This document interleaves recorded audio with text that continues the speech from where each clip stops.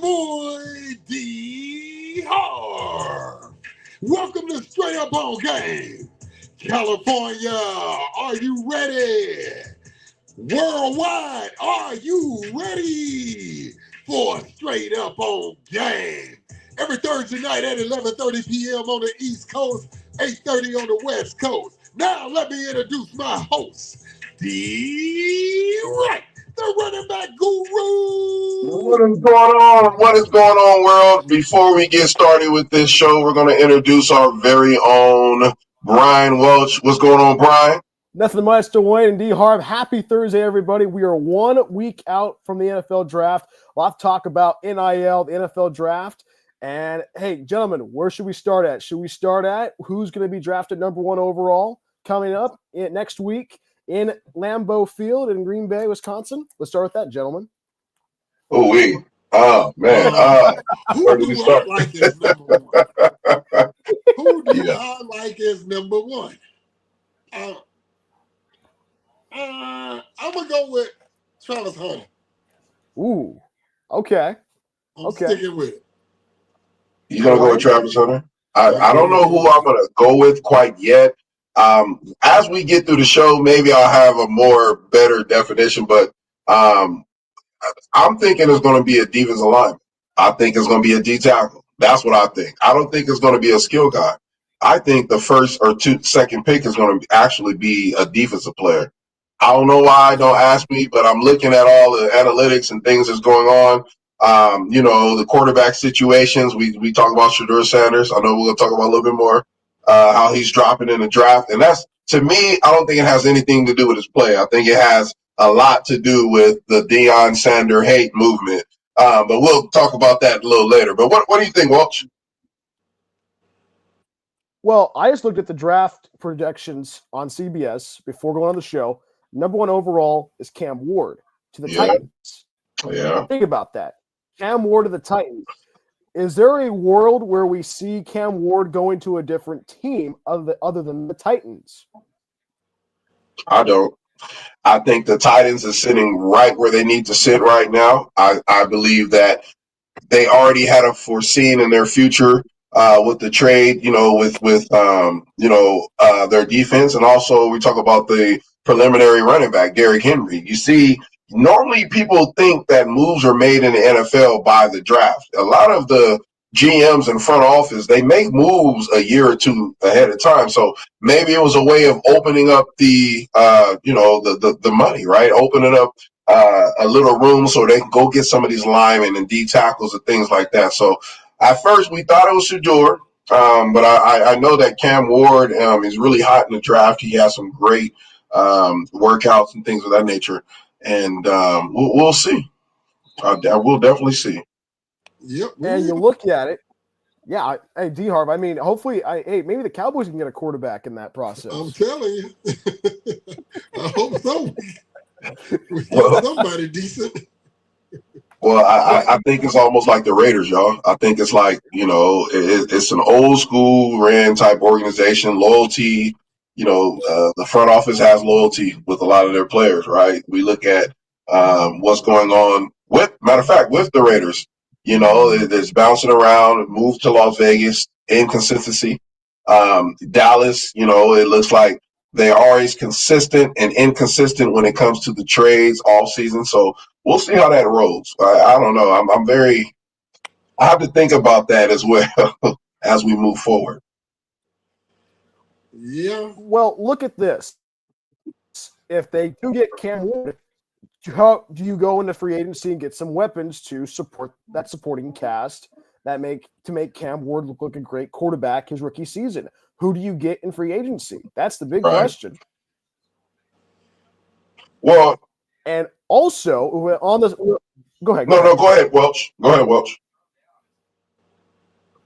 You look at it. Hey, we saw Malik Willis go to Tennessee. That did not really work out. We saw Will Levis go to Tennessee. And we all know how that happened. I mean, I hope there's a mayonnaise-scented cologne now in this great state of Tennessee, courtesy of Will Levis. But he turned out to be a flop and somebody who's not been able to produce. And you look at Cam Ward, I believe that Cam Ward has that golden ticket mentality to be able to put the Titans on that forefront, because you look at how competitive that division is. You could probably make an argument if you have a good quarterback, a couple of good wide receivers, you could probably win the whole entire division, because you have the Jaguars, you have the Texans. We don't know what the Texans are like, and you have the Colts, which the Colts are hot and cold every week, it seems like. If you're able to have a good quarterback and a couple of good wide receivers, you're set to win that division. Right. It don't take much to win that division. Yeah, but it also takes a defense and offensive line. That's why I think that the Titans, they had a plan. I mean, Derrick Henry rushed for over 1,500 yards every year, that he was there. So the O-line is decent. The thing they struggle with, I believe, is their defense, their coverage, right? Their DBs. I feel like they don't have a strong core of DBs. They have one or two frontline DBs, but I think it's going to start with the front lines. I think the defensive line and the offensive line is going to be crucial, to Cam Ward's future with Tennessee, if he goes to Tennessee. Well, there's a whole lot of this. We'll find out. Actually, probably when we go live next Thursday, we'll definitely find out who will be the number one pick in the NFL draft. We'll definitely break that down on Straight Up on a Game. Don't forget to hit the like and subscribe button tonight for our show. Hit us with a comment as well if you want to join us on the program. Hit us with a comment. We'll get you a shout out on the air. But you take a look at it right now. We talked about Shedeur Sanders in the open. He's dropping in his draft stock right now. And in that same draft projection on CBS Sports, talking about him going to the Steelers. Can we see that as a landing spot for Shedeur Sanders? I mean, changing out the black and gold for black and yellow in the Steel City?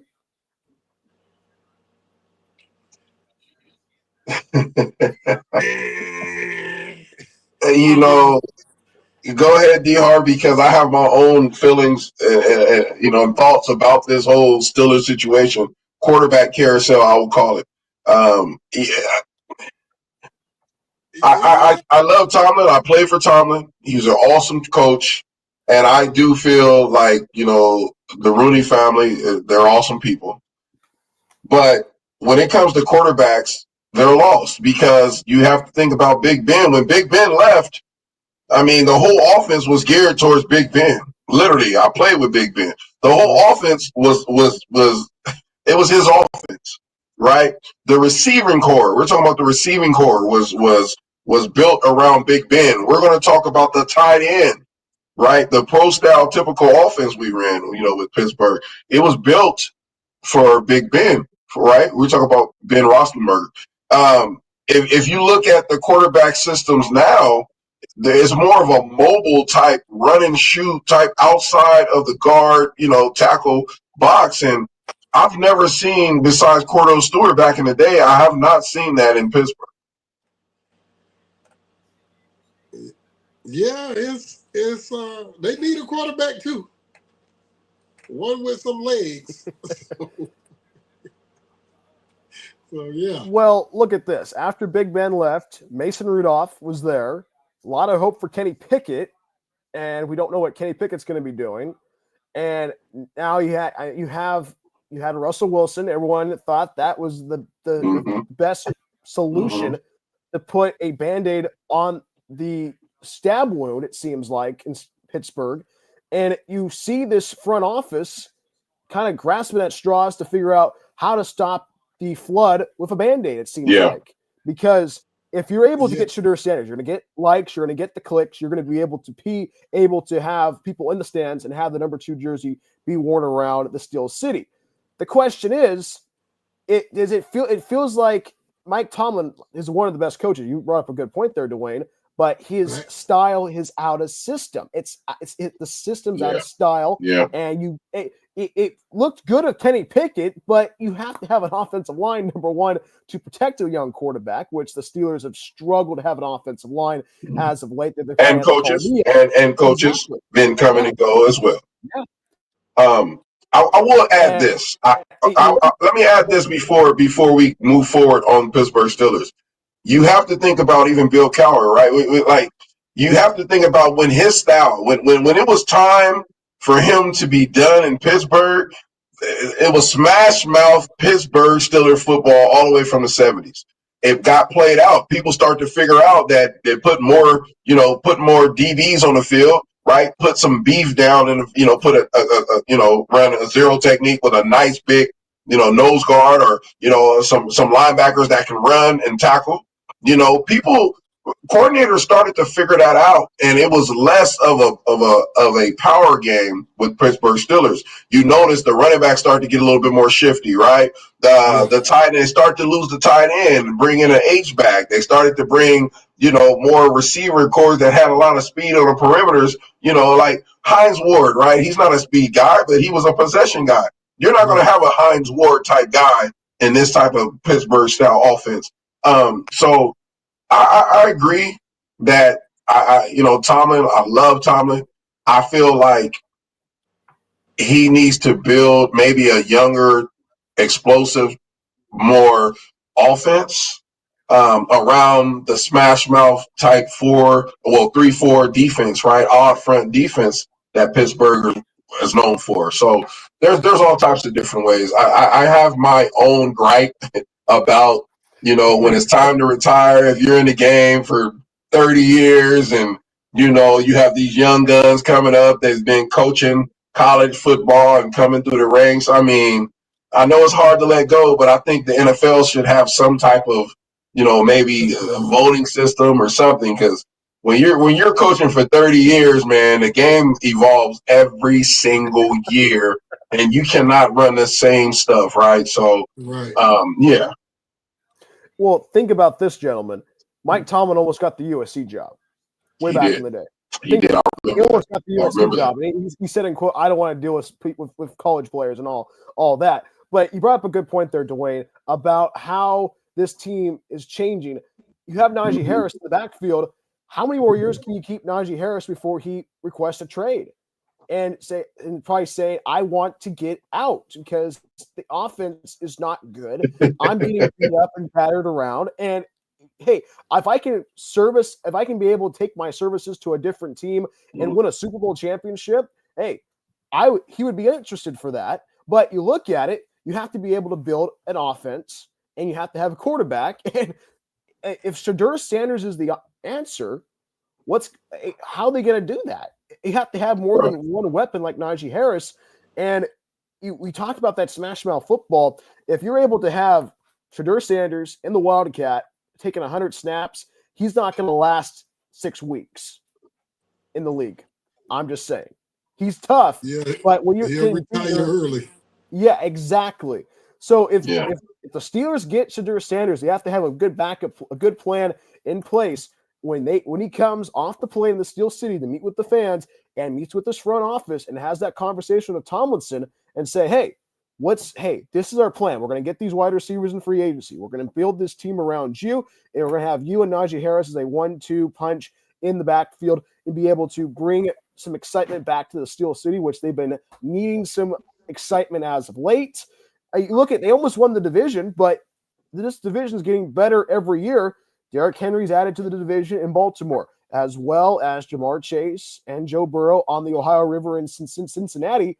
If you have to be able to stay up with the times, and if they don't get Shedeur Sanders in the draft, I don't know if that'd be the end of the world, but if you don't have a good draft class this year, Mike Tomlinson's days are numbered. I'm gonna tell you right now. I will tell you right now. I do not believe that Shedeur Sanders fits a Pittsburgh Steelers type offensive scheme. I don't think he's that type of quarterback. I feel Najee Harris will be knocking at the door, either asking for more money or asking for a trade. We have to think about the guys outside, right? Outside of just playing football. There's nothing to do in Pittsburgh. The 90% of us lived, if you wasn't the top 2 picks on the team, we all lived in a hotel, downtown, or we lived in condos that we all shared. There's nothing there but football and, football. You know what I mean? So it is a tough place to live. But at the end of the day, I can see a Shedeur Sanders at the Raiders. I can see him being marketable in Las Vegas. I do know that there are some great ties with the Sanders family and the ownership of the Raiders. I do feel as well that we talk about markets. That's what the game is about. The game is about markets. And if the agent is not smart enough to negotiate before and during the draft, then there's something wrong. You need to find a new agent, because most of the time when young cats is coming through, right, and they have a lot of money and they already have that backing,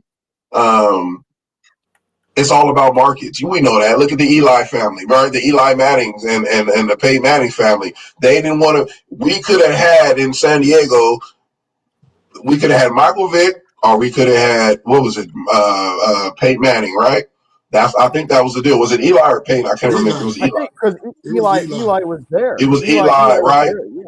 It was Eli. And his daddy said nope. He refused. And guess what? He picked a market that his son can flourish in, right? Made negotiations, went to New York. I played with Eli as well, won Super Bowls.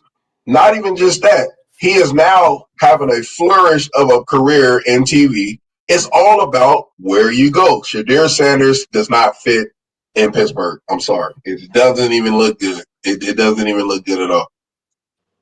Jacksonville, Plus, he'll fit in Jacksonville. Yeah. But Easy. what are we going to do with Trevor Lawrence? What are you going to do with that? Trade him. in Jacksonville. Yeah, exactly. But Dwayne, you talked about the Raiders, and it's a good thing you brought that up, because for me, I could see Ashton Genty going there. I know because he's a Mountain West guy, and plus he lives in that area. He's from he got to play at Boise State in the great state of Idaho.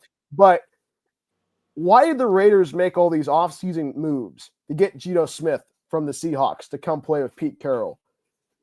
There's something cooking in Las Vegas, which I like. And Pete Carroll is the chef of this great stew. And if you get Geno Smith together with a young gun and a guy who's able to probably have a really great career in the NFL, if Ashton Genty's a Raider by the second round or the second round in the first 2 days, he will have a great career. But at the same time, you brought up a good point there, Dwayne, that you have to be able to market yourself. And if Shadir Sanders is able to bring money, it's like Broadway Joe with Joe Namath. Come on, we know the deal. Of course. But you have to be able to be understanding. If the Raiders get Shadir Sanders, then what does that mean to Geno Smith? It's like the whole entire Kirk Cousins situation all over again. That's exactly what's going to be. Geno Smith was brought there as a scapegoat, just in case that they cannot get Shadir Sanders. They have Geno. Hey, look, he's a great leader, right? He has a great arm. He'll be able to come in and be a veteran presence. So I feel that if Shadir Sanders do get drafted, yes, Geno will probably have the upper hand because he's a rookie. But I also feel the Sanders camp will not allow that, just because there's so much power and there's so much they're marketable, man. Like, that's what the game is about. We're going to talk about that more. Let's go to commercial first. We're going to bring in one of our newest NIL, ballers, and he's a running back. And he'll be able to share a little bit. We'll get an update. He's been on the show before. He's won MVP at the Heritage Bowl. He's played at one of the top high schools in San Diego, Mission Hills. I mean, he's at Eastern University. I mean, this kid has a great story. So we're going to get a nice, 4 to 5 minute interview with him after this commercial. We'll be right back. This is Heritage. Take a quick minute and register yourself for free to be ranked as a Diamond member. Click link below.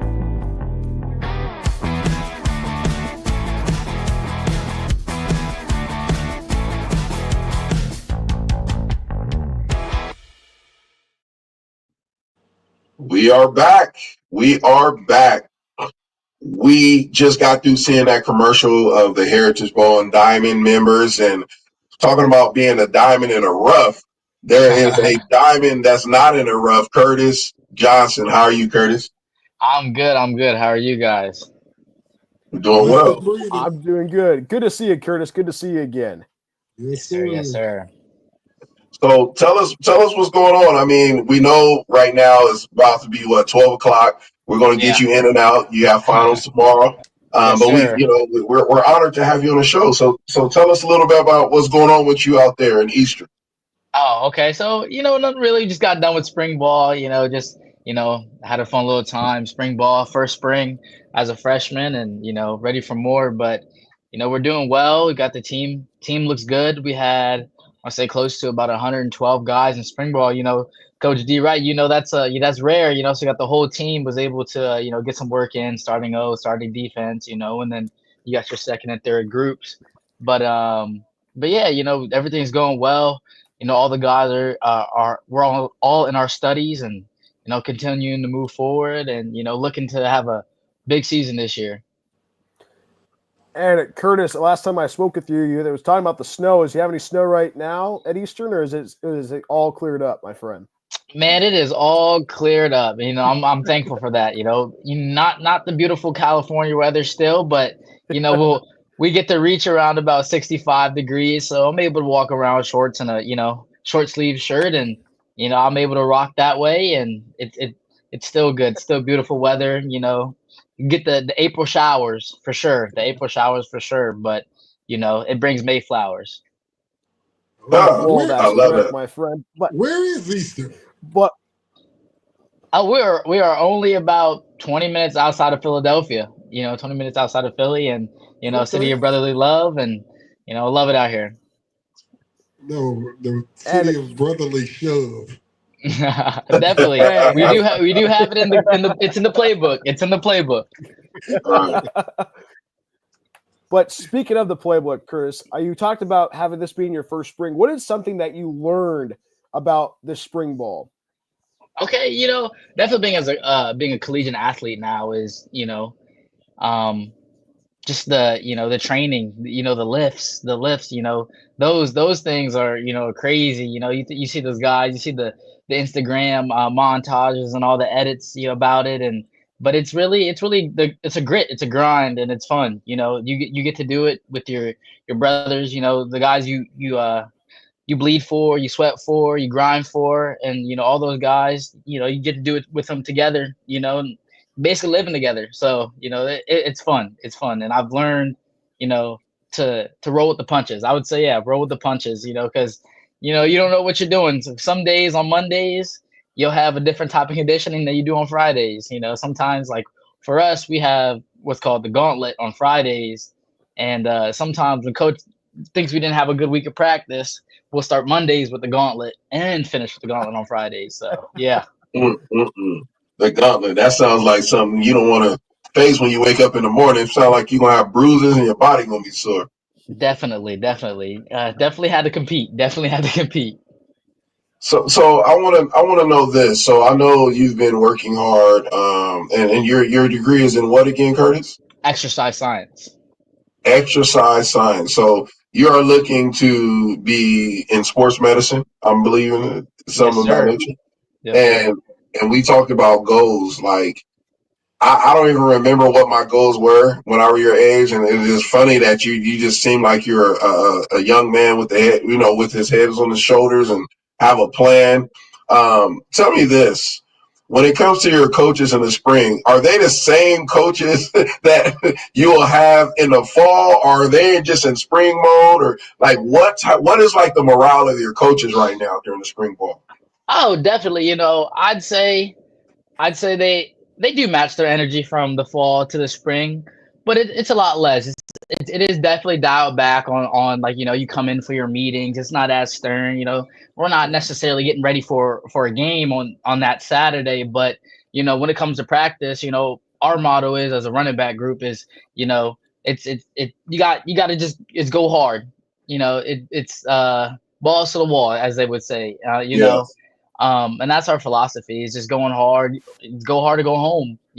Everybody's competing for a spot, during spring. This is your time to get evaluated by your coaches.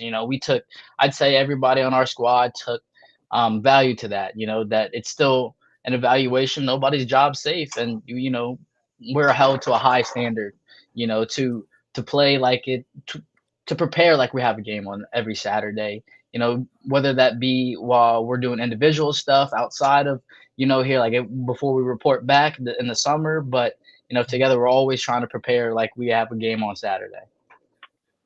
Yeah, I have one more question for you, then I'll pass it on to my brothers. But I believe you have a running back coach that is setting the bar, and it's like the first in history to. Can you tell us a little bit about your running back coach? Yes, yes, yes, Coach Amanda Ruler. You know, beautiful person, big heart. That's one of the biggest things you'll notice about her. She's so loving and caring as a coach. And you don't see that many times. It's always the rough nosed coaches that definitely want to get you down and dirty and get into it. But she knows ball. And a lot of people doubt that just because she is a female, but she knows ball. I've learned so much from her from our time being together this past year. And she's actually coaching flag football as well.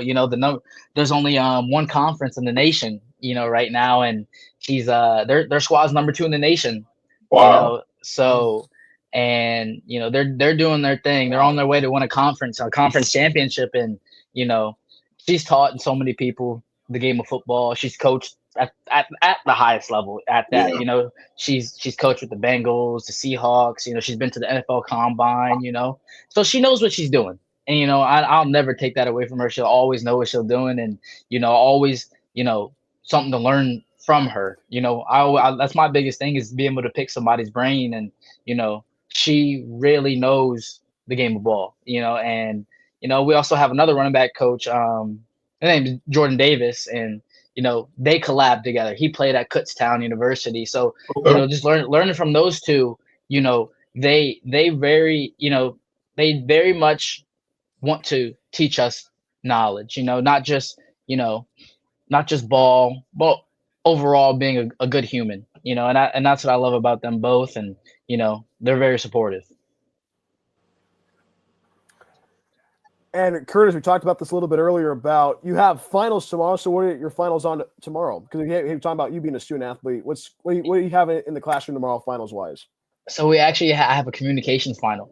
So I'll be. So I take That's my favorite. That's my major. Yep. I take a communications major classes too, as well as it's kind of like a baby minor, but I always found that fun being able to talk and stuff like that. So we're actually learning about intra and outer external communication. So like just visual cues and learning different types of things like that. And it's cool. I love being able to do it both in the classroom and on the field. Of course, communication is key in the class and as well on the field.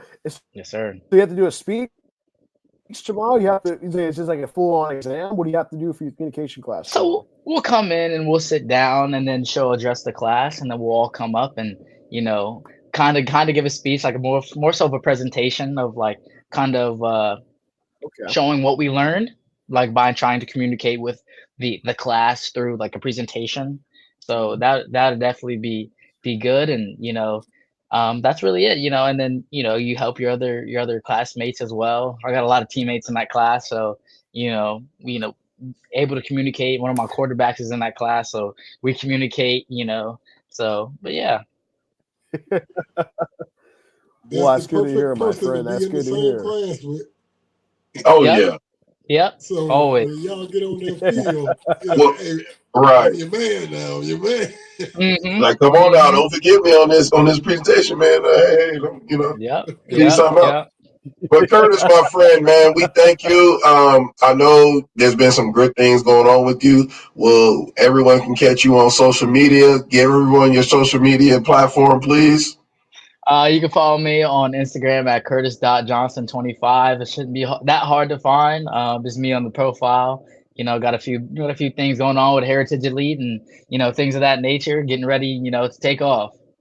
Oh yeah, he's a Heritage Elite Wright Family Consulting Group NIL. He has an NIL deal that he earned, and he's doing such a great job. And we're all honored to have him, and to have him involved in our community. And has a very solid father as well, Curtis, and Curtis Senior. I'll say Curtis Senior does a good job in the community. Making sure that we're bringing all of these young men together for a better cause. But since day one, Curtis, you've always been a standstill young man. We appreciate you for coming on. We check back with you right before the season starting, see how that goes, and we hope you have great finals tomorrow morning. Yes, sir. Yes, indeed. I appreciate everything. All right, brother. We'll talk to you soon. After this commercial, we'll be right back with more sports on Straight Up on Gang.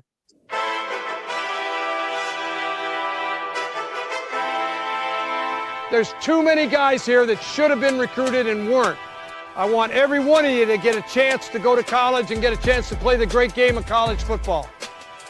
We'll have 50-plus colleges from all over the country that want to get good football players, and that's where you come in. They're coming out and they're looking for talent. Today is about showing up and showing out. Today is about opportunity for you guys. Use that second chance to your best of your ability. This is your chance to sell yourself so you never look back and say, I never had a shot. We really look for who wants to compete, who's going with high effort, who's competitive. The opportunity was there, so, took full advantage of it, and we're so grateful that we got to come out here and compete. 1 in 3 of you will get a scholarship, and that scholarship could very well change your life. You showing these coaches you mean business? Go in, sell yourself, tell them why they should sign you to go play football at their fine university.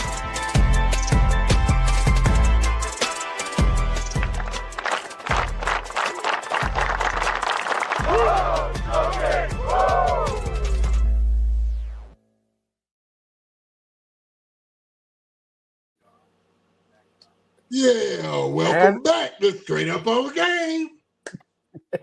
You're back. Hey, before we go into our next segment, let's just talk about Harv being the best Lakers fan tonight. Just saying, with the hood fit, purple T-shirt, and the yellow trim. Just saying right there, I cannot believe that Harv is rocking Laker gear on a Thursday night. I cannot believe it. He has come to the right place, Dwayne. Come to the right place. Hey, you look good in that purple and gold, brother. You look really good in that purple and gold, I'll tell you. I show everybody a little bit of love. Well, we don't need no love in Lakerville, but y'all need love in Orlando. We're in the playoffs. Yeah, that's true. Hey, let's get back on this sports. Let's get back on. Let's talk NIL before we get to our famous Fresno State segment that Harv hates so much.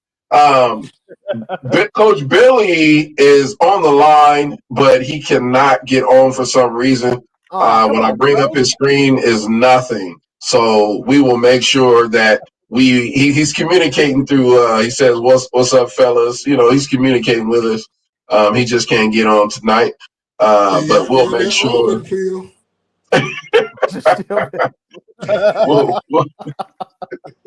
We'll make sure we get back on him. But hey, let's talk what's going on in college football land. Ooh. Oh, no shortage of news this week, gentlemen. I mean, you have the Tennessee debacle, and you have a quarterback that's going to be playing up the road where the Lakers usually play up at the Rose Bowl in Pasadena with the Bruins of UCLA. And a lot of craziness right now on college sports, it seems like, with players simply leaving their current teams for a better NIL deal. And I know the transfer portal is open right now, but at the same time, it comes back to that discussion and that debate. How much can we rein in the transfer portal and NIL in college athletics? Harv, I'm gonna let Harv start. Then I'll add, because I'm gonna be very extensive with this, and I don't want anybody to think I'm biased or. But I have some thoughts that I think the world should hear when it comes to the NIL. Man, the transfer portal is trash. Just straight out trash, man. I'm with the players getting paid now and all that. But, man, these kids get into these the tournaments and then before they play the game, they already transferring out. So you wasting a spot on this team bench, because you ain't playing because you done transfer. Mm-hmm. So, I mean, it's crazy to me, I don't like that. I don't like that. Get your bag, but, man, I'm like more of the old school, you transfer at the end of the season after all the games been played, bowl games, everything. If you want to leave, but don't take up a spot, where you already know that you're going to leave, So that's what I hate about it. D-Harv, exactly. You brought up a good point there. And you look at where players have the full bargaining chip. They have the full control. The players, for the first time in a long time, have had the opportunity to bargain for their name, image, and likeness. But there was a sports show in Fresno talking about saying, hey, if you want to go, if a team wants, for example, if a team like, Georgia wants a quarterback from Boise State, for example, there should be a buyout contract to get the player to leave Boise State. If the buyout contract works, that would be very interesting. But right now, it's a wild, wild west with NIL. Yeah. Look at Lamalea at Tennessee. He's getting $2 million, folks. $2 million is not chump change for a college student salary right now in this market, in this economy. And you look at it, the players have the bargaining chip, but also you look at what the agents are bringing to the table. But at the same time, wouldn't you not shoot the gift horse in the mouth if you're getting $2 million from a team that you took to the playoff last season and almost could have won it if you didn't have to run to the buzzsaw of Ohio State, and you could probably be the number 5 team in the nation and probably beat Florida in the process of the regular season. I had to get that in there, D-Harv, sorry. But you have to understand this has to be you look at it right now. College sports right now needs to find some middle ground. You have to be able to rein it in. And I don't see the NCAA doing anything to rein this in. It is free range chaos from the P4 to the group of 5. Well, I think it's already too late for the NCAA to do anything. I think we're caught in, as a football society, even basketball or all sports, we're caught in a point to where money rules the world, money pays bills, money sells. And I feel as if we need to really circle back around the wagon to why this young man, say his name again, I always chop it up. Nico Lamaleva. Actually. Lamaleva. Think of the dynamics, okay? We're gonna put you in his world right now. If I was this young man, I'm from the West Coast, I'm from the West, right? I'm from this area. You go out to Tennessee. Again, there's nothing in Tennessee as a college student, but you can party, you can do all that good stuff. But we're talking about a student athlete. Like, what is there besides $2 million? That's fine. That's all good and dandy. But this young man probably came from a situation to where he wanted to help his family, right? Like, he wanted to put his family in a better situation. You don't even know what people go through or anything like that. So when people comment on these young men for the NIL, right, for the name, image, likeness, I am against the criticism. I'm for it as an ex-player. They used us back in the day. They even, NCAA even put a stop on wearing colored gloves. We had to wear gray gloves. We had to wear gray wristbands and white and black. We couldn't wear what we wanted to wear. Universities were using our jerseys, and promoting and making millions of dollars on our uniforms. We would go out and speak on the university and the NCAA's behalf and make no money. But now, all that hard work that we put in, these young men finally woke up and say, you know what? It is me that is on the football field working hard. It is me that is in these classrooms, you know what I mean, doing the work. Yeah, I may have some tutors and all that, but I make $2 million now. The NCAA has changed. I'm gonna hire a tutor for another tutor. I'm gonna have 2 tutors. I'm gonna have a tutor to help me and a tutor to watch that tutor. Like, we're talking about, you're gonna make probably more of a salary as an NIL football player than a practice squad player that's been a veteran in the NFL for 2 years. Yeah. Now, I don't know about y'all, but I'm very intelligent. I'm not the smartest man in the world, but I think I'll take that over anything. I wanted to help my parents when I played. Right. The only reason young man in any sport want to go to college and ball out is to get paid. period. When they go to NFL, NBA, NHL, wherever, they want to get money. So when people sit back and say, oh man, it's about the love of the game, they love the game because they played it their whole life. But bro, like, it's time to get paid for them for what you put in. Money more. You know what I mean? Ain't nothing wrong with that.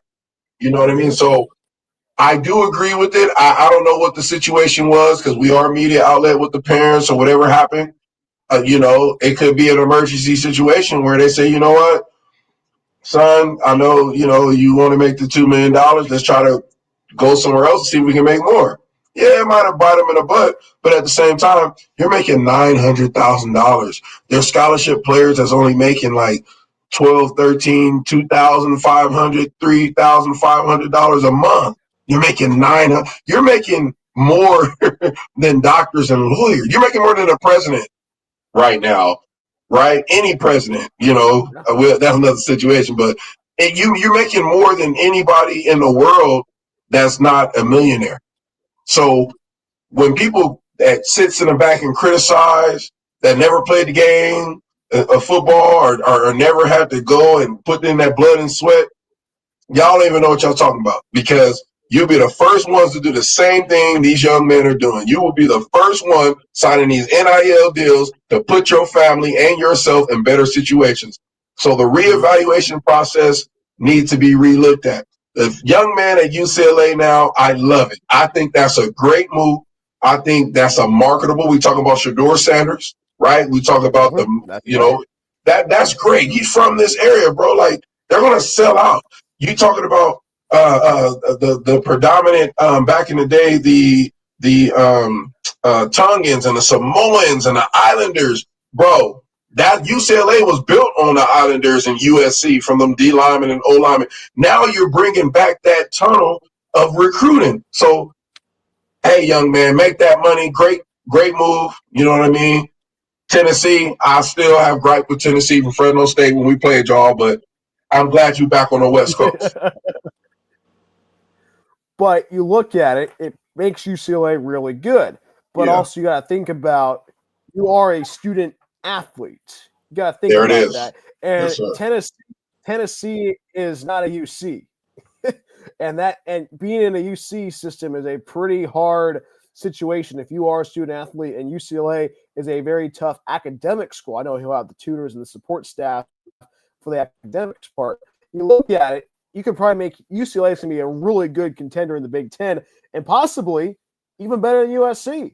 And that has not been said for a couple of years in the City of Angels. It's been usually the team down that plays at the Coliseum that's been able to take the victory bell and paint it the good colors, their own colors, and take that back. But the Bruins from Westwood have been struggling to find an answer to the Lincoln Riley assault from USC. So if you're able to bring that in, that's perfect. Yeah. But you look at it again, and you see it, now the thing is, are we going to see more Power 4 schools have players who have a certain number of money NIL-wise, over $1 million, so to speak? If you're in the SEC, for example, sign a contract. Yeah.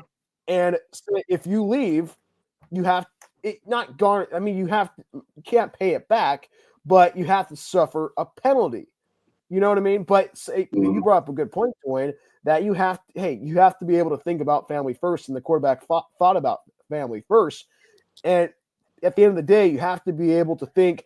You definitely know that Greg Sankey in the SEC is thinking about putting a bug in the NCAA's ear, which they do a lot of times. Thank you, conference realignment. But also, you have to look at it and say you have to be able to make some decisions. The horse is out of the barn, but you have to be able to lure the horse back with a carrot to get it back in the stall. It seems like the NCAA has to do something this summer, it feels like, or if they want to act right now, be able to stop the purging, it seems like, of what's going on in college athletics. Speaking of college athletics, before we get to our next segment, right, we're talking about setting, folks, what we're talking about is setting a contract, a base for when, let's say, Fresno State versus Florida State, right? We have an awesome quarterback at Fresno State. We're the home of quarterbacks. Everyone knows quarterbacks come out of Fresno State. The quarterback wants to transfer over to Fresno State. There's a big time NIL deal of $2 million. Well, this young man had a scholarship tied up for a whole year, right, out of our small budget that we're trying to build. He takes that, he leaves. There's a void that just stuck without another young man getting a scholarship. He goes over to Florida State. There's no penalty. There's no anything, right? We're saying, right, the coaches are saying that if they are leaving a smaller type university, right, that doesn't have the budget, there needs to be a certain percentage set from that university to pay for that NIL transfer or just that transfer player. I believe that will control the transfer portal if they can work something out. I don't believe in stopping the transfer portal. I think it should just keep going because there are some players that have opportunities they didn't have before. They're going to different smaller universities and still getting drafted. So I do like the transfer portal. I don't like the student athletes leaving the universities and benefiting the new university and leaving our university or whatever they came from, a smaller university, right, in limbo. That part. But look at this. How about you move the transfer portal window after the national championship game in January? Don't have the transfer portal. D-Harv brought that up in the beginning part of the segment. Don't have it in the middle of bowl season. And you look at what happened to Marshall last year. They couldn't field a team because their whole entire team left on the transfer portal. And you had Louisiana Tech play a very good Army squad and ran them out of the building in Shreveport. And that's not fair to Louisiana Tech. That's not fair to Army, who had a great season last year. It's not even fair to the person who started the bowl game. Hey, you sent an invite out, and Marshall takes it, and they have to rescind it. That's not good business. That's not good business if you are a college athletic department. And we've seen this time and time again. We saw this in March Madness a couple of weeks back. A player from Michigan State, I believe, pulled out and said, I'm going to enter the transfer portal and I'm going to leave. I'm going to leave your team high and dry. Oh, by the way, Michigan State was in the Elite Eight. So, I mean, they weren't knocked out of the first four, the round of 64, but you have to be able to set guidelines to be able to set yourself up for greatness. If you want to answer the transfer portal, if you're going to make the money, go ahead and get it. But at the same time, you don't want to leave the team that you have built bonds with and a relationship with the coach, leave it hanging out to dry. That's not good business, especially if you want to go back and be a GA for that team. They're not going to hire you. If you are a GA and you left via the transfer portal, that's going to leave a bad taste in everyone's mouth. But go ahead, D-Harv. I hate that for Marshall because one of our own from Titusville, Florida, Ralph Street, is a coach there. And, man, it's like the team quit on him. Mm-hmm. It's crazy, man. It's a dog-eat-dog world out there. I don't feel bad. Players have been getting pimped by the NCAA for years. So at the end of the day, it's like we're losing money, right? You're not losing money. You're actually becoming a more marketable thing. Like players are just standing up and saying, my parents have grinded and helped me this whole time. Mm-hmm. They've been helping me through college. Now, why do I need to go to the NFL where I can make $2 million? I can go to school, get my degree. I already have money in the bank. If I go, I go. If I don't, I don't. If I do, what do I need to hire an agent for? I already have an NIL partner, NIL lawyer. Like, you know what I mean? There's things that people just don't know when it comes to the business of the game of sports. You don't need to go to the NFL. You don't have to. If you making that money now, make it. Yeah. You know what I'm saying? But also, we talked about this earlier on this show 3 months ago. You can go back to the tapes and you can say, if you're going to put your money away in a savings account, or if you want to make it grow in the stock market and be able to have it balloon and have a nice little piggy bank as you get your college degree and you get your $2 million a year. That might triple. That might go to $10 million. Right. It's how you're being able to be smart with the money. I know a lot of players right now are probably spending it on. I mean, we've seen it on with the gambling, Cars, state, the cars, chains, normal stuff. Luxury items, of course. But at the end of the day, you want to. Hey, you're not going to be a college athlete for 20 years. Right. You're not. You're gonna probably start a business. You're gonna have a career. You're gonna have a family, of course. And you should put that nest egg away so you can come back and save it and have it for a rainy day. I have something even better, Brian. I have something even better. What's going on? Harv, Welch. And if you're out there in NCAA, if you are a president, if you are AD, I want you to listen carefully to what I'm about to tell you. If that does not go through where you cannot get a percentage, won't you put a addendum in the NIL saying maybe each player pays 15% not taxable, right, back to the university if they get an NIL deal in the new university that they go to, you want to build, right? You have an NIL deal of 2%. We're going to take $2 million. The old school you left is going to take 15% off the top.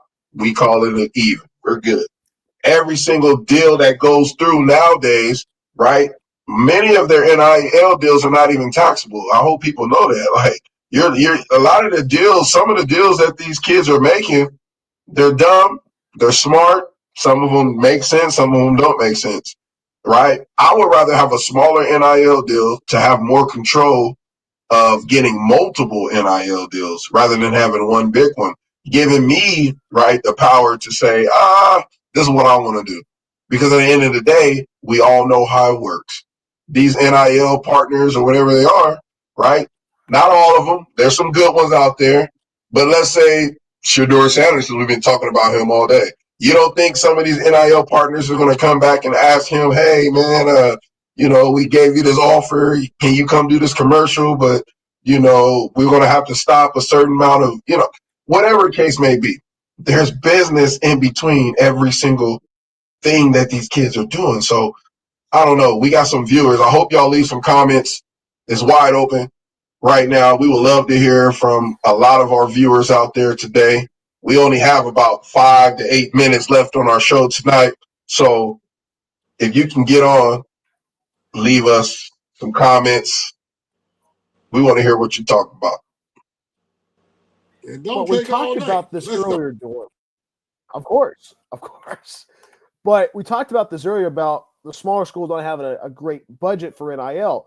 Fresno State is doing a kind of a top golf thing at Valley Touring Stadium where they're bringing out people. Varians is out there. Ryan Colburn, Jeff Tedford with a mustache and a beard. I don't know if you saw that or not on social media. That was cool. But you got to think about, seeing Fresno State thinking about different things to be able to promote themselves, to build that NIL fund. Being able to do a top golf style event, we call it the back nine for Bulldog Bread, because Marcus McMarion's doing a great job running that event. He's running that event, but also able to run that NIL collective and be able to set Fresno State up for success. And that's big for how small Fresno State is. I mean, group of five wise, if you're able to make that jump to the P4, you got to be able to have a couple of cash cows to be able to fund your NIL department. And the fundraiser is a great way to start it. But at the same time you got to be able to find different investors, so to speak, to be able to get people to be invested in group of five schools, or, for example, a team that's going to make that transition from the Mountain West to the Pac-12 in 2026. Oh, that, by the way, that's in a year, folks. That is in a year. In 2026. That's right. In a year. And you have to be able to have the gas pedal, which I know Marcus and I know Garrett Classy are definitely thinking about the future, but also thinking about the present. And talking about the present, talking about something that NIL and a thing that was hit total left field with a curveball was Joshua Woods, Fresno State QB that was probably the number one QB going into August. Suddenly leaves. hey, we talk about it. Some people don't usually think about having it happen at Fresno State, and then it happens to us. It just a lot of unanswered questions, right? Where Joshua Wood's going to go. I mean, I'm happy for the young man. He's a very soft-spoken young man. I got to interview him at the spring ball game, but there's a lot of unanswered questions. But also going back to the NIL topic, money talks. A lot of green, a lot of chick-ching can make a lot of people. A lot of chick-ching, a lot of green. This is why I don't understand. Like I said, I was vouching for the young man. I remember we had, I don't know what episode it was. I mean, maybe 10, I don't know. We did so many episodes, multiple other shows. But my thing is, there's an initiative going on at Fresno State, right? We talk about the Bulldog Bread Collective. With all that's going on, with, I had an email from Ince and the other coaches, I'm sure all the alumni did that played there, but trying to reach 1,000 people, right, to donate to the program is huge. When something is going on like that, and I'm a player, I mean, you got to try to stick around, because when something is hot and new at a university like Fresno State, we're blue-collar people, we're blue-collar, communities. People work hard for their money. They pay all this money to come to the games. I mean, sold-out crowd, 40,000 plus, in the games. You have to try to figure out, like, we talk about market, is this the market I should stay in? That's the reason I went to Fresno State without going to Alabama and everything else. Stay at Fresno State, become a name, blow yourself up, and be able to help the university when you come back, right? That's the thing right now. I believe the email said like all in or something like that. And I read the email and I was like, yeah, I'm all in already because I'm a Bulldog. But it fired me up because these are the things that we have to work hard in the past with Pat Hill and Coach Tedford. And also, well, really not Tedford, but Tedford was there with Coach Pat Hill and Sweeney. But I'm saying these are the things these young men are enjoying of what we've built. Those facilities, the stadium, we built that, helped build that. So if I had an NIL collective like that, brothers, I'm telling you right now, I wouldn't even be sitting here right now. I'll be in the Bahamas being black. Hey, look, I'm already brown, but I'll be black in the Bahamas chilling, not working, not doing anything, because it makes sense. Like, Fresno State is up and coming right now, and people don't see past the blinders because you have all of these great things that's outside of Fresno State. They're watching TV, right? Obviously, I don't know who still watch TV, but we talk about. I used to, but I'm more of a social media person. But you're on social media and you see a guy that's down the street that gets this big NIL deal and it looks really good, and you leave, you get in a transfer portal, you see there's hundreds and hundreds of players in it, then you want to come back home, it's too late. You've already made your mark. But you look at it, and we talk about Fresno State, and you think about the stadium builders that built Valley Children's Stadium, or then Bulldog Stadium, the team that had to play at Ratcliffe Stadium down the road on Blackstone. A lot of history at Ratcliffe Stadium, but they were the stadium builders because they had the success, but also it was the community and the Valley able to rally around this team, around that team in the late 70s, to be able to build Valley Children's Stadium to what it is today. And hey, that's what Garrett Classy and Matt Entz are saying. Hey, we got to be able to circle the wagons, get our money in there, and be able to build for the future, because the future is knocking in 2026 with the Pac-12, and you have to be able to have your best foot forward as soon as you become a Power 4 member in July of 2026.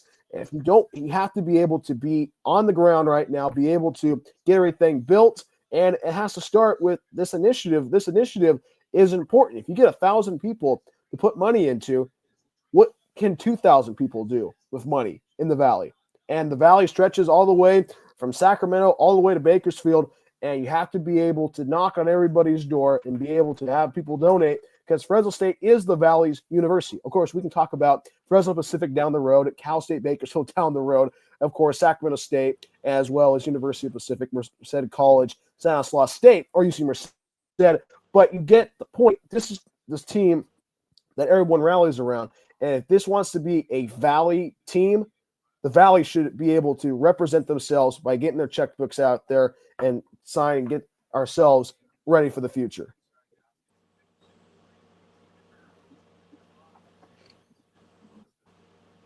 Yeah. Yeah. I agree. We'll get back to this conversation next week, because I feel like there's more fans and people that really want to share. I wish, we had some feedback tonight. We normally do our Bulldog segment every quarter. We do it every 3 weeks. Tonight is really not that night, but we had to bring it up to kind of put a buzz out. Because now we're down to 2 quarterbacks, right? We talk about Fresno State is down to 2 quarterbacks. I mean, we've already had multiple players within the last 2.5 months transfer out, but it's okay. I mean, we're a university that knows how to work from the bottom up, and build on what we have. We just want to make sure that we get more people to bring up these issues and make the situation better, right? Recruit in the Valley, then. Let's keep our kids at home, and we had a couple of basketball players too, Welch and Harv, that skipped past Fresno State, and now they're playing at UCLA or Stanford, or I mean, what is it? Is it what is it? Is it the facilities? Is it why do players skip the Valley and go other places? I don't know. That's something that I can't even answer. Must be better food. Hey, we grow the food that feeds the world, Harv. Come on. I mean, it can't be that. But you brought up, I mean, we've been talking about, what have we been talking about all night, guys? It's been money, and money talks. And if somebody has a bigger checkbook and a lot more money to spend, it sounds a lot more enticing to go to that certain school, that certain Power 4 school. Fresno State's good, but you have to be able to think about your future, but also your family's future, like we've been talking about all night long. Be able to set yourself up for greatness. Because some student, hey, how many players are going to go to the NFL? Not many. Not many. But you have to be able to set yourself up in the classroom, be able to be a good student, but also be a good student athlete, to be able to propel yourself when you get that opportunity to get an NIL deal, be able to, hey, put that away, make a nest egg, be able, hey, pay for your mom and dad's car, or like pay for some bills, you know what I mean? Be able to help out with the family, but also be able to make sure you're able to sustain yourself after you graduate and be able to be a person that helps out in society. That's a big point there. Yeah. How is it out in Florida, though? We want to know, how is that? Because obviously, your fan base is a lot bigger. We know there's more money, but do a lot of players just leave, or like how is that working out there, Harv? Do you hear anything on that? I haven't heard of anybody leaving any of our schools, the big 3, and transferring anywhere else. I mean, Florida is the best place to be, man. We only got hurricanes, and every now and then a tornado. We got plenty of sinkholes, but the beach, the weather, it changes every 15 minutes. But ain't nothing like Florida. It's always hot here and nice. Right. So look at the palm trees. Only 2 places got palm trees is Florida and California. Right. So and Hawaii. I'm moving my screen around a little bit. Hey, right now I'm asking any of the viewers. We see y'all. We thank y'all. We're about to get off our show, but we need you to reply. Anybody, talk about this issue on the NIL. If you have anything you want to say it, and we will make sure on our next show next Thursday we are going to bring it up and talk about it and really explain, with other people on the line as well, with other perceptions, on how it looks. We want to hear from you, Coach Billy. He went MIA tonight. We see you in the comments, but you still went MIA on us. We still love you. They might be tipsy over there. Yeah. Tipsy falling asleep in his rocking chair. Tipsy Kirby falling asleep. Be drinking on the job. Man, hey, next week is going to be a great show because the draft, we're going to be able to talk about all of our predictions. Yes, viewers, predictions. That's what we do too. So if you want to watch our show and you ask us about a team, we'll hook you up and tell you about that team. But don't get mad at D Harv when he tell you the wrong team and they don't win. So just hit us. I don't read tarot cards. Yeah, me either. Yeah, well, you're a Dallas fan. We know that. Maybe y'all need to start doing it. You got to believe it. Yeah, because there's something wrong. There is something wrong. About that. I could never really be a Dallas. I don't know what it was. Even when Deion played there, I just couldn't. Emmitt Smith was there. I just couldn't do it. I couldn't be a Dallas fan, man. I couldn't. It takes a really weird person to be a Dallas Cowboys fan. Oh, I'm crazy, yeah. See? I'm telling the truth. Ain't on paper. Yeah, that's true. and next Thursday, I need a check. Hey, next Thursday we get to see if D Harv will crash out on the show if the Cowboys don't get the right pick in the first round. Let's just say right there. I can already tell you we ain't gonna do that. Hold on now. You might not get the first pick, but that could be a Shedeur Sanders spot too. Now, people are not thinking about these trades that's happening right now as we speak. Trades happen weeks before, months before. It just don't happen at the draft. We don't know what's gonna crack off. But I don't put it past no team if you see Travis Hunter and Shedeur close to where they might be playing on the same team. Who knows? Going to the Browns. It's possible. It's possible. I don't think he. I don't think. Three of them. That'll be awesome. Well, I don't think Shiloh's gonna go pretty. I think he's gonna go really low if he gets drafted. He's a great player, but I don't see, unless he plays in the box, I don't really see him being a factor until he gets to a system that really works for him. Or he goes to Vegas with his brother. We're probably talking about the wrong. Probably talking about the wrong Sanders going to Vegas. It's a possibility, man. Raiders defense. I think both of them are going to go to Vegas. To be honest with you, I think both Sanders brothers will be playing for the Las Vegas Raiders. Hey, and that's why we watch the draft on Thursday night. Hey, we get the chance to break it down as soon as the first round's over. Our show's on. We'll be live. Yeah, we're live. We're gonna have a lot of viewers on our show. We're gonna be live as soon as the first round. Of course, it's going down. Hey, hopefully, if the Cowboys get can't wait. Exactly. Yeah. Well, the first pick goes to I'm not talking about Tennessee. We know who's going to. I mean, Cam Ward's going number one. We know that. But I do think there's going to be a D tackle, though. I really believe it's going to be a D tackle or an O line, a tackle, offensive tackle or D tackle. That's going to go. Reason why we're not naming names tonight is because we don't want to be caught doing the wrong. We can do Shedeur and all them guys because it's all marketable right now. But topsy-turvy, that's how the draft works. So we will see you guys next. Oh, hold on. We have a comment before we get off. Before we get off. Erica Johnson, I think they are good, but the big one should come with financial advice because some kids with all that money might not know what to do. That's big true. Don't know what to do with it. I sure didn't. I can tell you right now. I'll be the first to tell you. I'm going to go right to the bank and go give me a couple cards. That's what everybody does, right? Till you get older and figure out. A lot of them go to the strip clubs. Yeah, and then waste all their money. Miss all their money. But yes, Erica Johnson, you are right. And we know who that is. That's actually the mother of Curtis Johnson. That's right. So she was giving us a hard time, y'all, last week. That was her. So I'm putting it out. That was her giving us a hard time last week. our last show, a week before, asking all those tough questions.